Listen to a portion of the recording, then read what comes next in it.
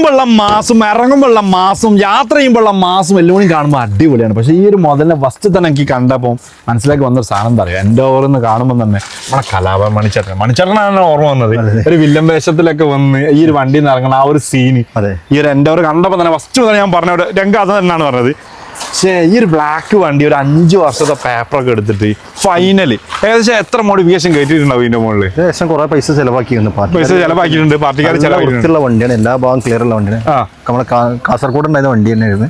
ഒരു വണ്ടിന്റെ എക്സ്ചേഞ്ച് ചെയ്താണ് വണ്ടി. എല്ലാ ഭാഗം ക്ലിയർ വണ്ടിയാണ്. ഫൈനലി ഇത് ഫൈനലാണ്. നമുക്ക് പാർട്ടിക്കാർ അന്ന് ചോദിച്ചത് 3.5 ലക്ഷം റുപ്യായിരുന്നു. ഞങ്ങൾക്കാണെങ്കിൽ 2.85 ഫൈനൽ ഇട്ടു. 2.85 ഫൈനൽ എൻഡോവർ 5 വർഷത്തെ പേപ്പർ എടുത്തിട്ട് അങ്ങ് തരാൻ വന്നു.